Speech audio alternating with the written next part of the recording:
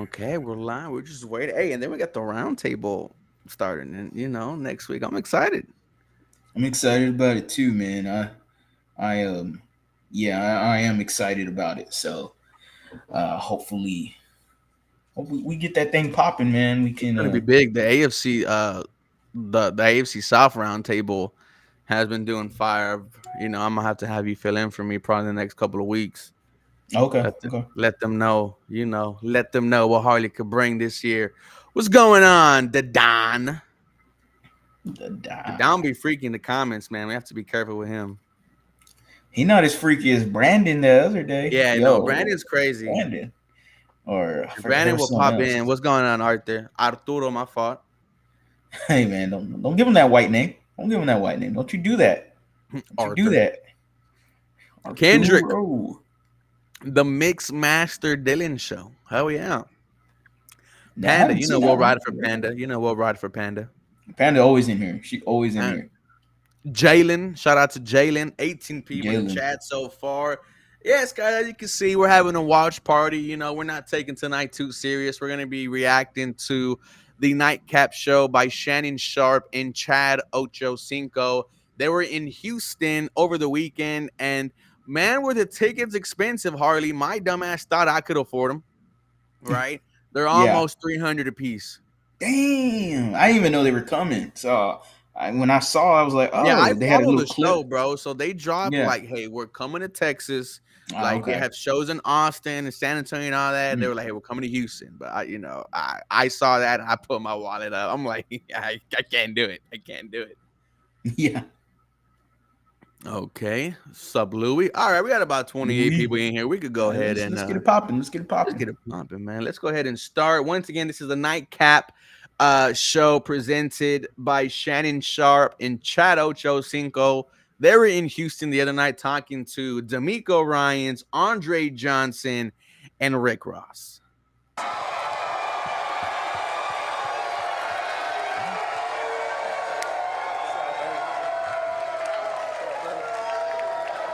Rate the fit of D'Amico. Oh, out of 10? Out of 10. Look at Sheesh. gray pants, black long Mm-hmm. sleeves. What kind of shoes Mm-hmm. he got? He got some Nike. He got He some. has Is it some pandas pandas? on. But they high. But they high. They're not low. All right. I don't mind it. I don't mind it. Okay. Simple. A little casual. I'm gonna start A this little off. business cash. Yeah, I'm gonna start this off. So, hey, First of all, ladies and gentlemen, you look at Chad Ocho Cinco's wrist. That is a Richard Mille watch. They start at $500,000 and up. I've There become we a go. watch guy the past couple of months, and that right there Watches are nice, is bro. a beauty. Richard Mille, go check it out, man. They're in a whole different tax Watches are bracket. nice, man. coaching. First off, I've been out here. I've been lobbying for a job, and I'm available. So, listen, I'm in shape. If you need a set of extra legs, Ocho, wide Please, receiver coach or get a what? workout on Tuesday. You ready? swear to God. Shoot, he trying to get on the Don't do team, me man. like that, because I'm trying to get out the house. Hey, we got somebody. We got somebody that gets you the ball. There we go. Yeah, that you do. Ocho, Go ahead. Ocho better than Robert Woods? I got a job, y'all. Coach, in your wildest imaginations, when you got drafted to this team at the first round draft pick and win Rookie of the Year, you have a stellar career. Did you ever imagine that you'd ever come back and be the head coach? Never in my lifetime would I have imagined being the head coach of the Houston Texans, the team that drafted me. Look at that It's smile. it was that surreal moment, right? It's, You got that Magic I had Johnson other smile. options, other teams that were. Do you remember when the Houston Texans hired head coach D'Amico Ryans? Where were you? I was watching. Oh, okay. I'm sorry. I'm thinking of the press conference. When they hired him, I was waiting in my car to pick up my girlfriend from college. Nice. She was getting out of class, and breaking news came out that they hired D'Amico Ryans. Mm. And brother, I was hyped. Like this is who I wanted. That was my number one choice, as well as many others. Mhm. But it wasn't just because, oh, it's D'Amico Ryans, we got to hire him. Like, no, let's make an actual solid hire and D'Amico Ryans with, I do all the coaching staff stuff and Yeah, you do a great going job and, at that. try to do the details and try to get as many as I can on the list. And I was like, man, D'Amico with the coaching staff surrounding him could make some good things happen here in Houston. And I think he was the best. I mean, he reminds me of Saleh. I wanted Robert Saleh when he come out. I wanted D'Amico. Like, we finally got a guy I wanted. And Oscar with the government name out there. What are you doing, Oscar? And shout out to Justin from Toledo. Let's continue. Toledo. We're vying, but it was like, man, to go back to Houston, Where it all started. like struggling a little bit, like it meant more to come back home to Houston. Yeah. I don't, Coach, obviously you've been around the game of football for a very long time. For those that are on the outside looking in, I don't think they understand how special a season that was for you to have. Obviously you understand the difficulty when you draft a rookie quarterback. Look at that watch, and bro. understanding you have a program that is trying to build itself back to winning consistently. And to be able to have a successful season, obviously not winning a championship, but still having a successful season, knowing that you can build off of that. Do you understand how great your season was last year? Yeah, I do understand it all. Like it all starts with like you said, the rookie quarterback. Everybody now they expect rookies to come in and just ball out from the start. Bro, That doesn't yes. happen. Like Yes. especially at the quarterback position, you got to have a special person to do that. And we were fortunate enough to get CJ at number 2, and this kid is special. Right? Yes. Definitely. He's fun to work with, and he didn't start off that way. Like we started off with a rough season. Like we had to go through some growing pains, and he learned a lot. Our team learned a lot of how we had to play to win games, and that growth process throughout the season, that made it even more special to know we didn't just come out just beating people. And I told our guys too, we talk about how special of a season it was. You look up, we had, I think it was 10 games that were in the last minute of the game. We were right in the game, and I think we won 7 of those 10 in the last minute of the game. So that just shows the margin for error in this league. It's still tight, even though it's a great season. But man, I tell our guys, you have to work hard. You got to grind those wins, and you got to be smart in those situational moments to close games out. So he talks about overcoming, some adversity. I'm guessing the Patriots game was one for CJ, right? Throws that ugly interception looking for Tank Dell, right? Got crucified for it on every social media platform. You did start off 0-2, did not score a touchdown against Baltimore in week 1, and week 2 at home, you did fall to the coach trying to make a comeback. I'm guessing that was the adversity for CJ Stroud, because after that, Harley, it was Jacksonville, it was Pittsburgh, it was all systems go. It was, and man, it was fun. Jacksonville was like this isn't so bad. Let me see it again. And then I'm there at the Steelers game, me and my dad there. You were. And I mean, we were talking some noise to some Steelers fans because they can get obnoxious. Great fans. And man, I mean, the absolute beatdown that they did on the Pittsburgh Steelers without any offensive linemen. I mean, you had Austin Deculus out there at tackle, and CJ Stroud and the boys, I believe, put up 40, if I'm not mistaken. 40. And wow, it was an amazing experience. And that's where me and my dad were both looking at each other going, I think we got something special here at quarterback. That was your moment? For sure. Because seeing it live, it felt different. It just seemed like everything was easy for CJ Stroud. For me, it was the Tank Dell touchdown against Jacksonville, right? Because the first throw between 3 guys right at the 1-yard line, I looked up and I looked at Jacob, I looked at Caleb, and I was like, that's a throw. Then when that touchdown to Tank happened, like I said, it's too easy for him out there. And I'm like, all right, we have a guy. And I went on my show and I'm like, I think we have a franchise quarterback. And what did he do next week with no offensive line, Harley? He puts up 40. Nico Collins has a day. And CJ Stroud announces himself to the NFL, getting sacked 0 times with TJ Watt and Alex Highsmith out there. That's kind of cool, bro, because we're in the same like window frame of when we realized CJ was him. And let me ask you this, because when did you realize this Houston Texans team was going to be different? For me, it was when we sang D'Amico Ryan's Happy Birthday at training camp last year. Man, that was a great experience. Just because the team was together, the fans Yes. were together. And he didn't know. There, exactly.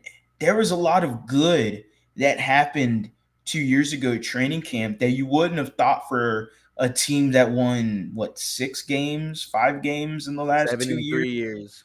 Yeah, there we go. And I mean, it wasn't pretty, and I felt confidence that this team can do something because of the hiring of D'Amico Ryans. Oh yeah. I mean, right when he got hired, the press conference, when that press conference happened, there was chills. Mm. And I mean, right after the press conference, we had a space right after. I still remember me and Storm doing the spaces. And as soon as we started the space, the first thing I said in there, D'Amico Ryans is going to win the Super Bowl here in Houston. I don't know how, I don't know when, but it's going to happen. And Storm was like, "Hey man, you might need to slow your roll." And look, I'm just you could feel there's an aura, there's an energy, there is a vibe that D'Amico Ryans brought to this team, and it goes along with his history as a rookie. You know, Seth Payne telling the story about him as a rookie, everyone gravitated towards him. He had some sort of aura that you just listened. He spoke and you listened. JJ Watt's rookie year, talking about D'Amico Ryans and trying to figure out where to live in Houston. And he goes, "I want to live where D'Amico lives." That, like, you know how crazy that is? Yeah. Like, I want to live in the same area or neighborhood of D'Amico Ryans because I know whatever decision he did, I want to follow it because I know it's a good decision. That's Don't get me crazy. hyped, That's Harley. just, We're 10 days away, bro. I just I'm stop excited, man. before we start, talking all this mumbo jumbo, and I think we're suiting up Can, tomorrow, man. But I can't wait till we get into our predictions later, brother, in another video and hot takes. And I already got a hot take video that I'm editing for the offense. you want to give us a little sneak peek or no? You don't have find to. it at the lead _HOU on YouTube. I love that. I love that. Put it as your premiere, bro, so we could all tap in at the same time. right. Let's continue with the video. Coach, but you understand, you were a rookie head coach. You had a rookie quarterback. The expectations this year, given what happened last year, are a lot different than they were last year going in. You mentioned CJ came in and played unbelievable. Tank Dell, Nico Collins, you you traded for Stephon Diggs. Your defense, Stingley Jr., Will Anderson Jr. What are your expectations from this team? Number one, baby. I hear you. No, I still tell our guys our expectations is just to get better every day. Like I tell, like we can't get everybody know when we suit up like you guys have. Like everybody wants to go win it all, right? That's always the goal. That's why we do what we do, right? We're trying to go get that Lombardi, but we don't get there overnight. So enjoy the process of just getting better every day. And when we look up in February and we're there playing for that Lombardi, that's what's going to make it really special. Right. That was such a perfect answer because he could have went out there and said, the goal is to win a Super Bowl, right? Yeah. You see what we've done in the offseason. You see what we have here. The goal was to get there. But getting better 100% every single day makes sense, right? Because that's what it's going to take to get you to the Super Bowl. And what he said at the end, when you put your heads up and you see you playing the Super Bowl, that's what it's going to be all worth it. So to me, it's like, put your head down, work hard, get better every day, and we'll be there based off of us, our hard work. It's per usual, man. Week 1's team is not the same as Week 18's team. And the Texans, that's what sounds like a promising year because right now on paper, they look fantastic. What we've seen a little bit, the glimpses of what we've seen on the field and at training camp, they look fantastic. And the thing is they should get better as the year goes along. And that's only scarier for the other 31 teams in the NFL that have to play this team. Mhm. So hey, I'm pretty bullish on the expectations of this season. Super Bowl, baby. Being a head coach as well is something I always wanted to ask you. There was an issue, obviously, with Brian Flores and Tua, and the way he talked to him. Obviously, it rubbed Tua the wrong way, and I just want to know, how do you navigate being able to coach certain players certain ways, and how do you approach it? Because you can some players you can coach hard. Right. You understand those that are built like that. You can coach them a little harder. Some of them you got to pat them on the back and guide them. How have you been able to do that with your players? Yeah. There is a question within a question there. He's Yeah. talking about Stephon Diggs. That's what he's Okay, talking yeah. about. That's what I was thinking Brian Flores and Tua okay. because of what recently just happened Oh between no, for that sure. situation. But yeah, I didn't think about that. Yeah. I think that was a great segue into Stephon Diggs, because you go from a crazy situation to saying I don't believe in you to him asking how do you handle different types of players. Mm-hmm. Yeah, with it, man, that's a great question, right? I was just talking to one of my coaches about that earlier today. Man, you have to have a relationship with guys. Like, if you don't have a relationship with guys, then you don't know how that guy's gonna respond. Yeah. Right? Some guys I could coach hard. Some guys I know, like, man, I'm I telling you, bro, his answer made me think Stephon Diggs. can get it out of him, but I don't need to go as hard with him. I just got to tell him, hey, man, you're doing a great job. Hey, keep it going, young fella. We going to get there. But if you don't establish that relationship outside of football, like, you just got to sit down. You got to eat with guys. You got to meet with guys. Just talk to them one-on-one, like what's going on outside of football, so you can really get to know that young man and what's going on in his life. Like, that's how you are able to relate to guys and coach. Like, now once you get that relationship, I can coach them up hard. Right? But everybody, you can't coach hard. Everybody doesn't need hard coaching. But as a coach, it's our job, right? And that's one thing I learned about coaching. I thought, man, when I finished playing, I thought I was going to hop in like, hey, Kyle, I can come coach the linebackers right now. Right. But that's what I learned when I was in San Fran. I truly learned, like, man, you got every guy is different. How do you teach every guy, right? Every guy learns different. Every guy, you got to explain things differently, and they pick it up different. So for me, that's where I learned, like, man, you have to be adaptable as a coach, right? But you got to know these guys outside of football. Perfect. I think. Yeah. And I think that's what we've known from D'Amico, right? In that press conference when he talked about Fred Warner, what he mentioned that he got married, right? And he congratulated him on getting married. For a head coach who signed to a different team, mention you and mention the fact that you got married in his press conference to Houston, shows that he actually does care about the person, also the football player, but the person comes first.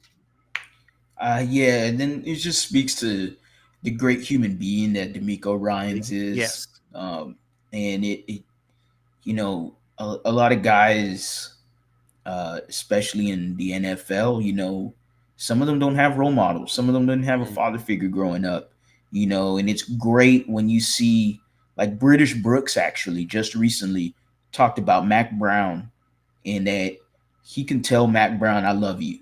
Hey, man, I love you, bro. Him and Mac Brown talk about all the time, and he said he'll do anything for Mac Brown. And watch when British Brooks, he going to be able to do anything for D'Amico Ryans, and because that's just how D'Amico carries himself, man. And that's just who he is, man. It's not shocking at all. And I mean, when you got a coach like that, man, you run through anything for a coach like that. You're ready to go to war, dude. Mm-hmm. Go ahead, give it up to. A lot of times, sometimes coaches try to hide hard coaching behind disrespect. It's like, if I'm working for you, I want you to coach me hard. I want you to say what I'm doing wrong. But there's a very, very fine line between hard coaching and disrespect. Now, guys have to understand, that's a grown man you're talking to. This ain't college. He's not trying to get to the NFL. He's already here. He's not in high school trying to get to college. So those guys, you can coach. I mean, when we grew up, coaches cussed us out, called us all kind of things. You do that now, you're going to turn a guy off, or the guy might want to fight you. He might want to fight you, or he might just leave. You know, these guys. It's a different era, and I've never like try to cross the lines of cursing guys out. I feel like if I have to curse you out, like I got the wrong guy. Correct. First off, Yes. right? We don't have time for that. Like we're men, we're working together, and I tell our guys, my first meeting was like, this is what you can expect from our coaches. Our coaches are going to be respectful. They're going to tell you the truth, and they're going to coach everybody in this room, right? Because they care. Your success is their success. Correct. So we have to find that common ground to work together for us all to be successful. You played for Coach Saban. Dude, it just sounds like he has all these dudes dialed in. And I feel like with the type of talent that you have, you might need to have some soft coaching all around Harley, but hard coaching as well. There's a lot of egos on both sides of the ball. So I'm excited for the challenge of that. And I think he's, ready for it. And he spoke about how he was talking to one of his coaches that day about how to handle different type of players. But, so far, this is exactly what I wanted to hear from D'Amico Ryans. Not sounding too overly confident and showing out for the cameras, but him understanding that, we haven't even played a freaking game. And it's going to take us getting better 100% every day to get there. Yeah, I mean, I love this clip. I posted this clip earlier, I think yesterday. I love that clip. Pee Wee football, man, you have some rough coaches. Yeah. You have coaches yelling at kids, and, I've been the receiving end of that. It's not nice, man. I didn't think about it, And you like, remember it, though. You remember it as you get older, man. Exactly. And it's like, man, why did I went through that, and that's when my dad didn't like it. And so, he was like, nah, you ain't doing this no more. Fuck that, and that's where it gets like, there's a fine line, of hard coaching. There's a fine line. And even in high school and college, like, yeah, you can coach them hard. But, and I know D'Amico says this, you got to love them hard too, and that's what he's about to mention here with Nick Saban. And it's just what, it's coaching one-on-one, man. That's just how it's supposed to be. A coach can make you love the game, but he can also make you hate the game, man. Yeah. I don't know your high school coach. You played for Coob. What are some of the things? What's D'Amico Ryans' coaching style? Did you take a little bit from Coach Saban? Because as hard as he is, he does a great job of patting the players on the back, even when they make mistakes. And with my coaching style, man, I took a lot from a lot of different coaches that I was around. I think, it all starts from I spent the most time around Robert Saleh. Okay. Right, and in that coaching profession, like I just learned from him, like, man, you got to bring great energy every day, right? And you got to be able to relate to all these guys in the same room. How can you relate to them? Like storytelling, like whatever, keeping it light with jokes. Like it's a fine line. Just coaching all the guys, even Wade Phillips. Wade Phillips, man, he was your head coach. He would come into the meeting room. Wade would just tell a joke to everybody in the room, and he would talk to you.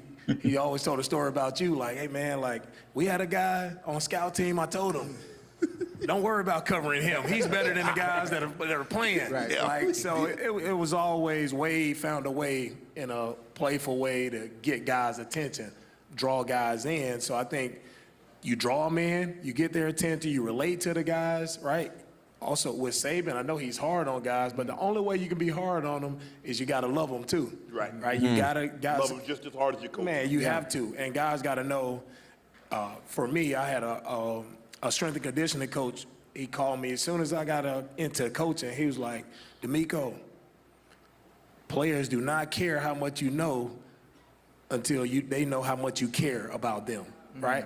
And so that was the one thing that's always stuck to me. Like I tell our guy, man, I care about you as a man, first and foremost. It's football. We gonna get to the football. I'm gonna correct you. I'm gonna coach you up. But man, I care about you as a man being successful after football is over. Like I want you to be a great husband, great father, great leader in the community, because that's what's gonna last. What? I mean, you just mentioned it earlier with Fred Warner, man. You would have not think this dude was like a football coach based off of that answer. Like, D'Amico does care about the people. He cares about the player. And that's what you want, man. I don't think you could have said that about Bob. You know, and it's like Nope. from then to where we are now, it's like, all right, it's it's kind of a family that we have here now, a culture, Harley, if you will. And damn, dude, it feels good to be a Houston Texan right now. It does. This isn't again. This isn't. My Xavier Howard isn't on the team. That and There's some other Brandon. reasons. There's Brandon. And then Brandon coming in with There's coming in Brandon. hot already, man. This is the first comment, so we're in for a treat. Um, yeah, I mean, this isn't nothing new. We've mentioned this already. This is how D'Amico Ryans is. He's just a great human being. He's a great person. He's a great role model for anybody that's looking for someone to be. D'Amico Ryans, to turn on the film, watch how he plays, watch how he worked as a football player, and watch him as a coach. You could learn so much from this man. And this is Texans football now for what will be the next decade and a half, because Ooh, I mean, D'Amico Ryans, he's going to end up being one of the longest tenured head coaches in the NFL. I like that. Your approach to the game of football, obviously when you played, I'm not sure if you had any superstitions or not. As for myself, there was a certain routine that I stuck to. And to me, I felt this routine that I stuck to during my playing days would probably give me the success that I wanted, despite putting in the work throughout the week. Now that you're a coach and you played, obviously, do coaches have routines and superstitions once you get to that point as a leader of men, or you just allow the work that you put in during the week to take care of itself? Yeah, I think you fall into those kind of superstitions. You kind of fall into them because it's like, oh man, we smoked them this week. Like, hey, we got whatever I did, whatever I ate last week, whatever I listened to on the way to the state, like run it all back, right? But I don't believe in that. That's the reason why, right? I think you just get into a habit, but I don't believe in the superstitions and But sometimes you get off. It's routine. Right, it's routine is a routine a lot of coaches fall into, whether it's working out before the game, running stadiums, or hitting the treadmill, right? Certain things. For me, my deal is I'm watching film up until the last minute before I have to go out. I'm trying to find another advantage. Like I'm looking at third down again. I'm looking at 2 minutes for as long as I can. They come knock, hey, coach, we got to go. It's like I'm trying to get that edge up until the last minute. I like that. We're talking the Rooney Rule. Bro, that's what you want to hear. That he is staying to the last minute right before the game to find any advantage. I mean, again, man, this is we just gonna be regurgitating the good stuff when it comes to D'Amico Ryans. Excuse me, but this is who he is, man. He's been like this since he was a player. You could just you know it, and man, this is so much fun, man. I see some score predictions coming in for in the comment section. You had great success. What do you think, bro? Like, I mean, when are you gonna get into week 1? I will get into it when it is the week of. It is not the week of yet. But once Monday hits, bro. Once Monday hits, it's game week. There is a different human being that will be on this mic. There is a different human being when this mic come on, and I hit this record button because I'm pretty. When I do Astros takes, and anybody that have seen my Astros videos, I am pretty. Every year I predict them to win the World Series. Yeah, and it's almost happened every year.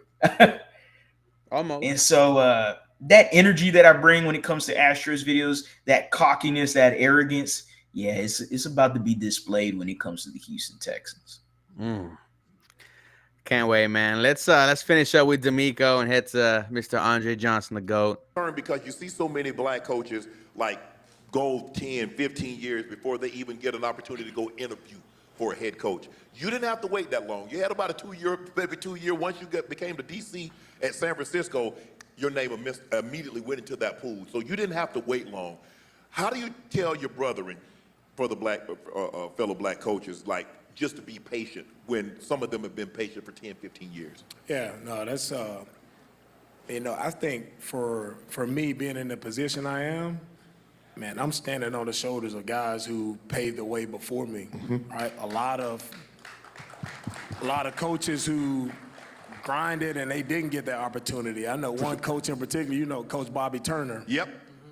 You know, Coach Turner, that was my role model. I was there in San Fran. That's the guy I looked up to, the OG. Like, he's been coaching for over 30 years, Yep. and he never got the opportunity. And more, I know he deserved the opportunity. So I always tell Coach Turner, man, I love you. I thank you for you providing me this opportunity to become a head coach. And when I became a head coach, I'm like, man, I got to do this for you, Right. Coach T. I got to be successful for you. And it's the same thing I tell all other guys, like, man, I'm representing a lot of guys, right, who are still trying to get that opportunity. A lot of guys who are coming after me to get that opportunity, and I want to represent the right way. Yeah, that's Right. a good thing about it. The fact that we get so few opportunities to be a leader of black men, be in a position of power, does it add any more pressure to you as a head coach, or do you just don't even think about it and just do what you need to do? It doesn't add pressure to me because I know at the end of the day, it's about doing the job the right way. Yes, sir. Right? It's surrounding myself with the right people, right coaching staff, the right players. Like, it's not just about me. It's about my entire support staff, everybody in that building helping me to be successful, right? I can't do it by myself. So it doesn't add any pressure to me. It's just, I know the task at hand, and it's just about us going out, dominating the process every day, being as good as we can be every single day, getting a little bit better, and the wins, the results, all that stuff will show up when we work the right way. D'Amico, when you were here, you were active in the community. How important is it for you to have your players be involved in the community in which they play in? Yeah, it's huge, man. I mean, we're in a great city here in Houston, right? And it's a great city. It's for our guys. I always tell them, man, for the NFL. We can go ahead and stop right there, then head to Andre. But D'Amico, now we're all looking at you being the catalyst, leading the way for us to, really make strides into this game. Dude, shout out to D'Amico, man. With just a fantastic first part of this show with Shannon Sharp. Yeah, that's really great. I love the shout out to Bobby Turner. Bobby Huge. Turner, 75 years old, man. He was a college assistant for I want to say over 15 plus years. He followed Shanahan everywhere. He was with Shannon Sharp in Denver way back in the 90s. He followed Mike Shanahan, when he was at Washington with the then named Washington Redskins. Then he went to Atlanta with Dan Quinn. Why did he go to Dan Quinn? Because Kyle Shanahan was the OC there. Then he goes and stops at 2017 and goes where else? To Kyle Shanahan with the San Francisco 49ers. The man is one of the guys that is very known for the wide zone scheme. Man, he should have been a head coach at some point in his career, man. Shout out to Coach Turner. Now we get to the GOAT, Andre Johnson, and fresh off of getting into the Pro Football Hall of Fame, you see the drip there. How's that feel when you say, and now we got Hall of Famer Andre Johnson? Like, when I said that in my video, I had chills. And like, I had to stop the video. I had to stop it for a second. I had to put pause on the video because I was like, man, don't that feel freaking good?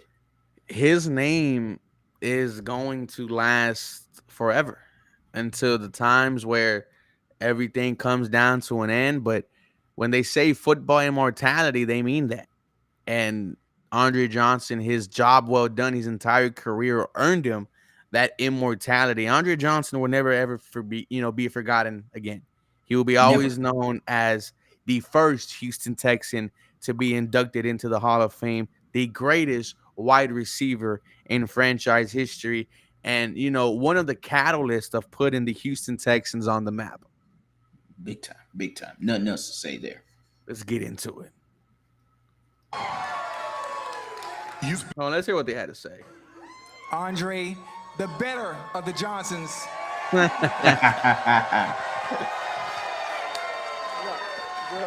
Wearing a Amiri. All right.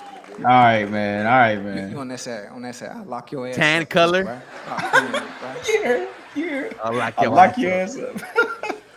Goddamn, Dre. Shit. You ain't changed, Chad. Nah, I ain't changed. I ain't changed nothing but my drawers. Drake, you spent, I think, all about 1 year of your NFL career here in Houston. What does it mean to you to get drafted by this franchise and be considered, when they think of the short list of the greatest players to ever play in the Houston Texans uniform, your name is the first name to get brought up? Man, I always tell the story about when I went to my first Pro Bowl.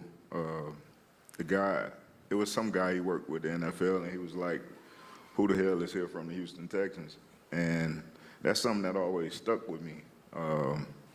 And I put that chip on my shoulder, and I was like, "Shit, I'm gonna make people respect us," you know. And that was the way I played. That was just the way I carried myself. And you know, to have this Hall of Fame thing happen, it wasn't just for me, man. It was about this whole city. So. The actual first player in the Houston Texans to go into the Pro Football Hall of Fame. What did that, when you got the call, and it says, they knock on the door, Andre Johnson, welcome to football heaven, you've been selected to the Pro Football Hall of Fame. I mean, Shannon, you've had that knock, you know, so I don't think words can really describe it.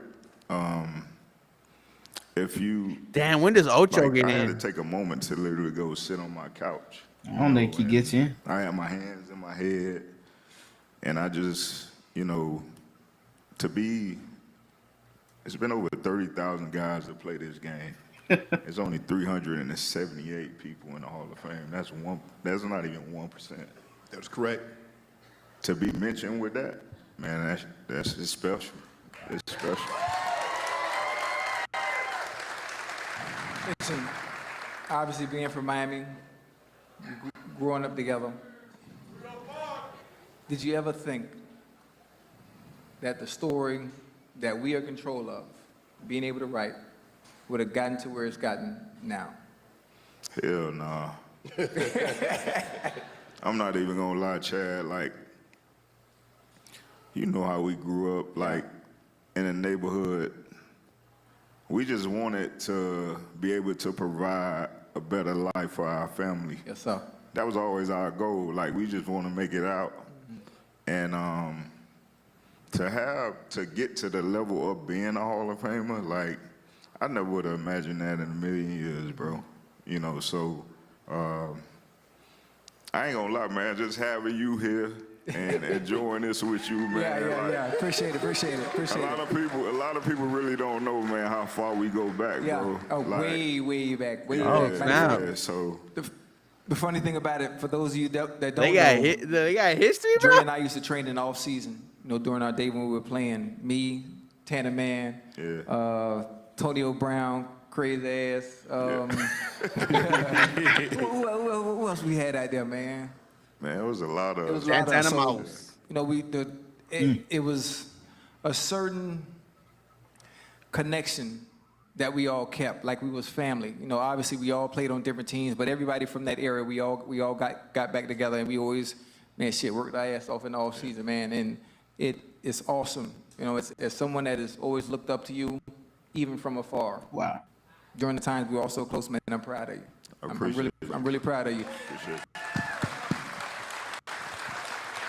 Dre, you had some unbelievable games in the Hall of Fame, the first Houston Texan player ever selected to the Pro Football Hall of Fame. But I'm pretty sure they showed on your highlight clip that fight. Here we go. Oh, I forgot Because- about that. I knew that was coming. But go ahead. I had only met you once. I came here early in your career, and as a matter of fact, I think Cool was the coach. He was the coach, and you were very quiet, and you're still quite quiet. And I remember that happening, and I'm like, what did this man say to get him? He don't even talk, let alone fight. Never. What did he say to get you so like you like, hey, F it. I'm in Liberty City right now. I'm swinging, bro. Nah, It had been going on for about 3 years. Damn! You let it build up that long? Yeah. 3 years, bro. Yeah, it had been going on for about 3 years. Man, I never shared this story with nobody, but because we on nightcap, I'm going to give it to There you. you go. Yeah. Oh, dude, I never heard this, bro. Yeah. There we go. This was good. So, Chad, you remember Club Play? Yeah. So, old Cristal. Yeah. So, man, this is no lie. Like, we're driving up to the club. It's my little brother and Rudy. Mm-hmm. My brother's sitting in the passenger seat. Rudy's in the back seat. And we're pulling up in valet, and they jump out the car while the car's moving. Right. And I'm like, what the hell y'all doing? They was like, there you go. So I'm like, what are y'all talking about? It's Cortland. He's standing at the front door of the club. Right. I didn't even see him. They wanted to get on him right then. And I'm like, nah, like, we not doing that. Right. You know what I'm saying? So that happened like a year prior. So I don't Oh, they had a year prior? They had some beef, buddy. It's been up then. They've had some beef jerky. I mean, Oh my Good Lord. God. I thought this was I would have thought, uh-uh. this was not a year prior, and they jumped out of a shout out. know, man. Those Florida boys, bro. they Man, different, like, we was man. up 20 They to different. nothing. And I told Coob, I was like, hey, man, I'm finna beat his ass. Normally, coaches call plays for the player. The player called the play. Coach, I'm going to beat his ass on one. Ready, break. So that was just it, man. Like, I just had enough of, the stuff he was doing. So So it was mainly cheap shots, not so much talking. It was the cheap, dirty. no, the talking, you could talk all day. I don't give a damn about talking. Right. But it was the cheap things he would do after plays. Okay. Yeah. Y'all cool now? Y'all. Nah, I still up. I ain't never I seen him one time since that whole situation, so I don't. But after that, he ain't cheap shot you no more, huh? Nah, he ain't gonna do that. I'm in the Hall of Fame, baby. But after that, ain't nobody cheap shotted you, probably.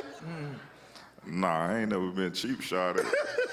But nah, I don't. I always told people, like, playing a game of football, like, I was never afraid to be knocked out.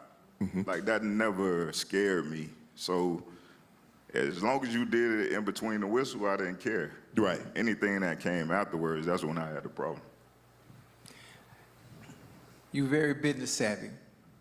Very business savvy. So we got all our people here in Houston. I just want you to talk about some of the things that you're doing here that they can continue to support while they're here. If they don't know about what you got going on. Now, I actually, there was a business I had here. It's not longer here anymore. I'm actually in the process of remodeling a place on Washington Avenue. He's making a club. Yeah, it's called the 80 Sports Bar and Lounge. I already know about it, brother. I already know about that. Oh shit! It's up. It's up. They're remodeling right now. I have a friend that I graduated with, and she has a job there. She's a So bottle girl? I'm gonna see if I can get a hookup. I'm gonna see what I can get. Nah, bro. The sections on Washington, bro. They're a rag, bro. Oh, I know they are. Let me see how good this friendship is, though. Yeah, man. 80 Sports Bar. That's where we're going when we win the Sports Bar and Super Lounge. Bowl. That's where we're going where we win the fucking Super Bowl right there. Yeah. I'm gonna have for a few for pizza places that I own in Jacksonville and two in Atlanta.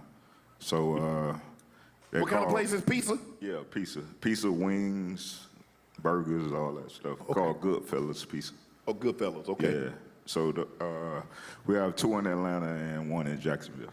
Okay. This is what I want to know, and I'm sure there are a lot of fellas out there want to know. How the hell you 40 years old and that hairline is that far forward? Bro, how this man hairline just like it was when he was 4 years old?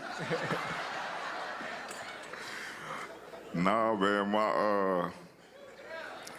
if I was to show you a picture of my dad, you'll get it. Like his hairline that forward? Yeah. Come on, man. Yeah. He got to be older than me. Nah, he's passed away. But, Oh, sorry about that, bro. Yeah, I'm gonna show you a picture before we leave, and you'll get it. I know. Hey, you ain't came back home, man. You ain't came back home to Miami. And now I went out with you last night, right? Yeah, Sherelle wanna kill me, but go ahead. Hey, but I see why you ain't came back home, boy. Hey.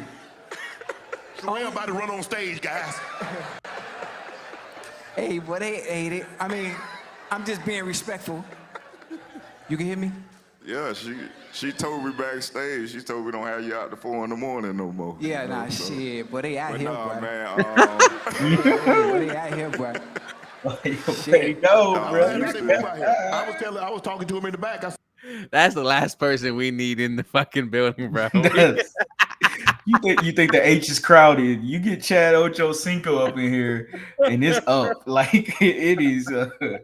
Oh my goodness gracious! man, I almost moved to Houston. Yeah. Hey, Best decision I didn't make. Nah, you should Houston. have moved here. No, I shouldn't. Yeah, come on, man. No, man. I asked about you last night. I was looking for you last night. Every man got to know his limitations. But nah, Houston's man, this is a hell of a city. I never thought, being from Miami, growing up in Miami, man, I never thought I would leave. And to be here, my mom's moved here, my brother's moved here, man. Like Houston's home for me now, so I ain't going nowhere. Home. Well, shit, I'm coming too. Rail say she like Miami. Huh? You done had Rail. Hold on. You just had Rail move to Miami. She uprooted her roots up in Tampa. Well, I'm finna move to Houston. Shit. Well, you and Rail moving to Houston. When you look at today's crop of wide receivers, obviously it's you got Tyreek. All right, we can go ahead and stop there, man. But Yeah, dude, what a great 2 interviews from our head coach D'Amico Ryans and our Pro Football Hall of Famer Andre Johnson. This does not happen if this team isn't successful, right? This is the D'Amico effect that Harley mentioned 2 years ago, and we are seeing it here. And I'm excited for what's to come. I hope there's more Shannon Sharps coming to Houston. I hope there's more buzz coming to the H. Now, the only thing we have to do, bro, is just live up to the expectations, live up to the hype. We are 10 days away from week 1 against Indianapolis. that's fun, man. It's fun to get into it. We definitely will do it at a later video. What? But it's fun, man. Texans, Colts, 10 days. It's fun to get all this national publicity. It's a lot, but we are pretty aware with how D'Amico runs his shit and how the players have been. As much as there is buzz and hype and all this stuff, positivity, sunshine, rainbows, lollipops, everywhere here in Houston when it comes to the Texans. We've heard the terms rat poison. We've heard all kinds of terms about trying to take some of the smoke out of the house when it comes to this hype train that we are on when it comes with our Texans. And they're aware of it. They're aware of the expectations. Hell, you've seen the players. Yep. What do they always say when they talk about the expectations for this year? Super Bowl.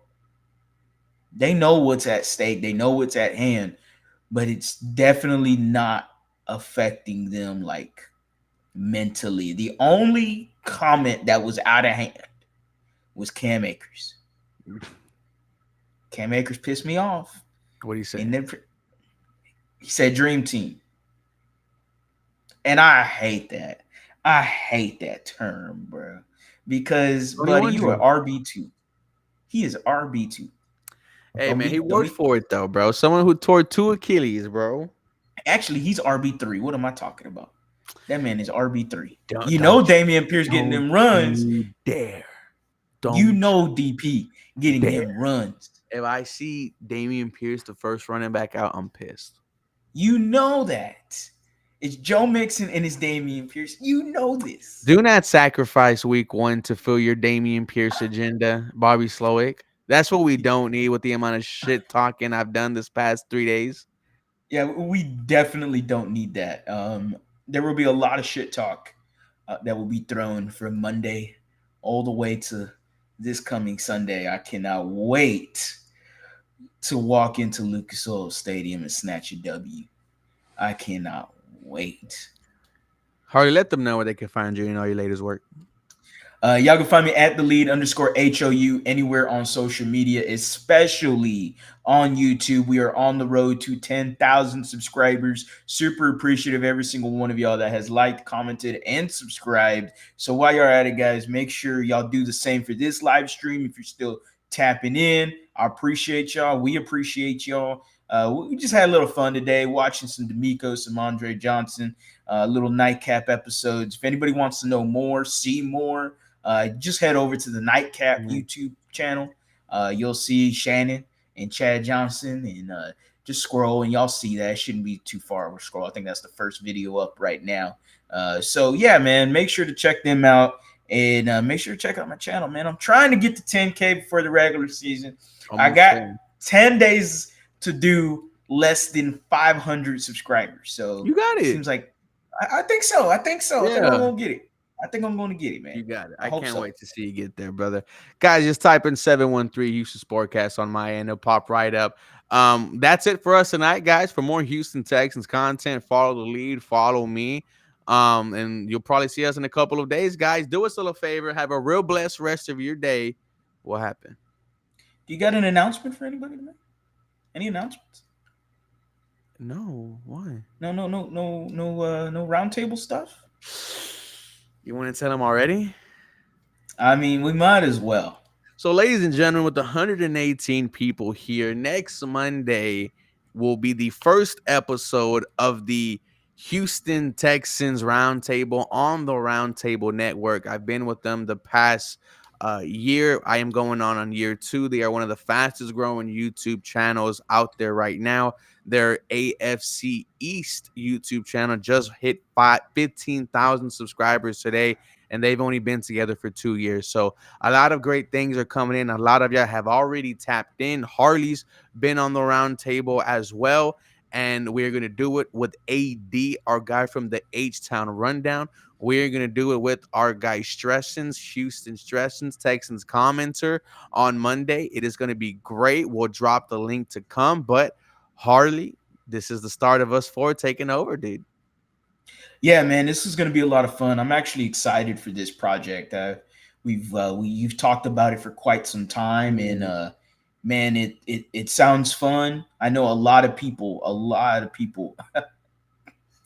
Didn't expect that comment. Okay, Oscar. Okay, Oscar, you're a little OG YouTuber. Okay, I see you, Oscar, OG YouTube guy. That threw me for a loop. I did not expect that comment. Yeah, man, I do appreciate all of y'all. Y'all, man, the AFC South fan base is definitely they're big time, and the Texans fans, they invade those spaces pretty darn good. They invade the live streams, pretty good. And so we need that same energy when we come on the Texans roundtable, because y'all already know what it is, man. It's up right now, man. And the Houston Texans, there ain't nothing else but to go up. And we can't wait for this regular season. I'm excited for it. I know you're excited for it. I'm excited about the co-hosts we got with us. And we have I can't killers, wait to grow man. this thing. You know, in my opinion, we have some of, the best of the best. It definitely, it took me and Harley like 3 weeks to narrow down exactly who we wanted to come on the show. We did not think this show is going to be possible, but with the successfulness of the Roundtable Network in just 1 year. They are now allowing me to be one of the first people to have, kind of our own group of Houston Texans YouTubers. And the Jacksonville Jaguars will get one going with UCF. Rossi will get his going with the Titans. Derek will get his going with the Colts, and so on and so on. With that being said, ladies and gentlemen, keep your eye on the Roundtable Network because everybody do some great things, and it's only year 2. But once again, guys, my name is Ruben. That was Harley. We were watching the Nightcap Show from Shannon Sharp. He talked to Andre Johnson. He talked to our head coach, D'Amico Ryans. Ladies and gentlemen, there is so much great stuff about to happen. I can't wait. You guys have a real